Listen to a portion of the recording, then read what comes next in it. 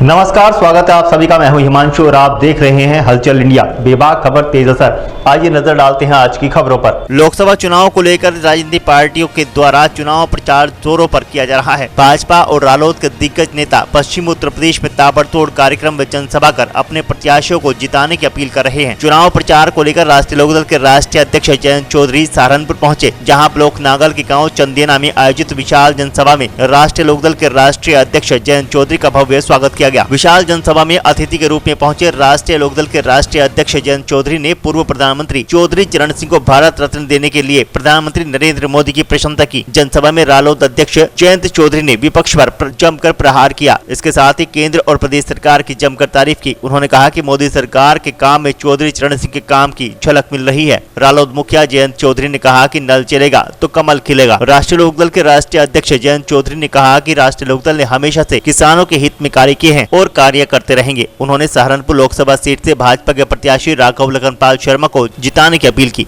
इच्छा शक्ति है या आपका समर्थन है या आपका सहयोग है कि ऐसी गांव में पैदा होकर चौधरी चरण सिंह जी ने इतनी बुलंद ऊंचाइयों को छुआ और आज 53 लोगों को अब तक देश में भारत रत्न दिया गया है। उस संख्या में चौधरी चरण सिंह जी का नाम दर्ज किया गया।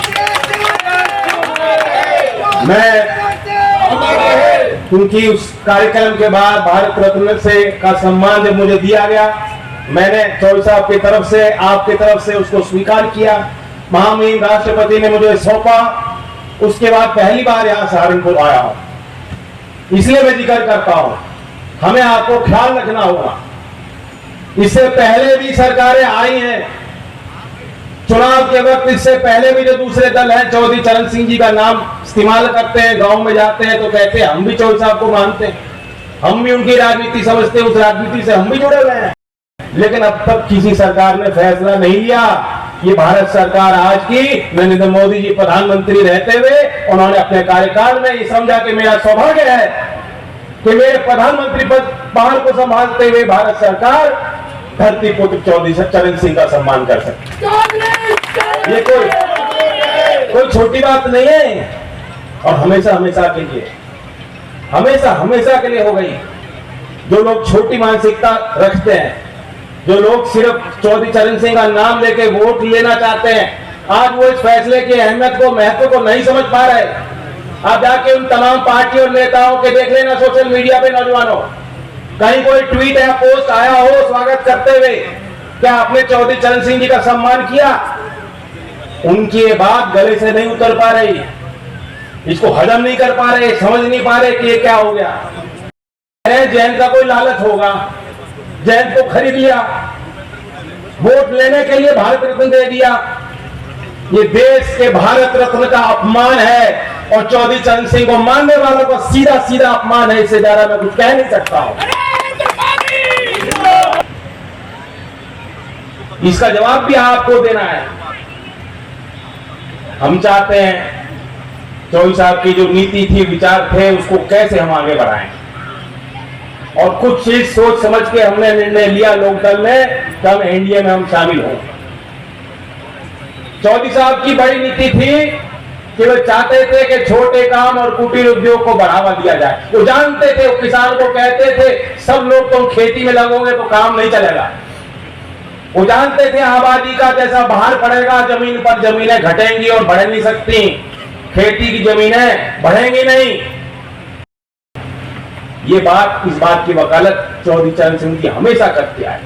उन्होंने आपको जमीन का मालिक भी बनाया और वहीं आपको स्वावलंबी ग्रामीण समाज को अपने पांव पे खड़े होने की ताकत और आत्मसम्मान भी दिलाने के लिए उन्होंने प्रयास किया। उसी नीति के तहत मैंने देखा है जो भारत सरकार की कार्यशैली है कुटीर उद्योग को बढ़ावा देने। आज देश में 6.5 करोड़ एमएसएमई छोटे कुटीर उद्योग स्थापित हैं, आधे से ज्यादा गांव देहात के क्षेत्र में। कल पार्टी का मैनिफेस्टो बीजेपी का आया, मैंने पढ़ा। जो सरकार अगर रोजगार सृजन करना चाहती है और उस बात पे बिल्कुल सहमति है, ये बात इनके समझ में आई बात, क्योंकि पिछले 10 वर्षों में जो एमएसएमई की का मंत्रालय अलग है, आप देख सकते हो 2004-05 में उसका बजट था 3000 करोड़। और 2023-24 दोबारा मैदान में हमारे प्रत्याशी हैं और मुझे पूरा विश्वास है कि रामपुर की जनता, सहारनपुर की जनता अच्छी जीत उनको दिलाएगी। एनडीए में शामिल होने से लोकदल को कितना फायदा होने वाला है, कितना हो चुका अब से पहले? लोकदल का फायदा मैं नहीं देख रहा, मैं किसानों का फायदा देख रहा हूँ। किसानों को लाभ मिलेगा, मुख्य धारा में इस क्षेत्र के लोगों की जितनी समस्या उनको हम लोग रखेंगे और उनका समाधान। क्या लोकदल से जुड़ा पूरा वोट मिलेगा? हमारी वोट हमेशा ईमानदारी के साथ देती है। जो भी निर्णय मैंने लिए आज तक, चौधरी अजीत सिंह जी मुझसे पहले लेते थे या चौधरी चरण सिंह जी लेते थे, दल के लिए, कार्यकर्ताओं का सम्मान रखने के लिए, क्षेत्र के लिए, उनको निभाने का काम लोगों ने किया। वही उम्मीद मुझे है। जिस तरह से आप धन्यवाद। वक्त हो चला है आपसे विदा लेने का। कल फिर होंगे हाजिर कुछ नई और ताज़ा खबरों के साथ। तब तक के लिए दीजिए हमें इजाजत। नमस्कार। हमारे YouTube और Facebook चैनल को फॉलो और सब्सक्राइब करना ना भूलें।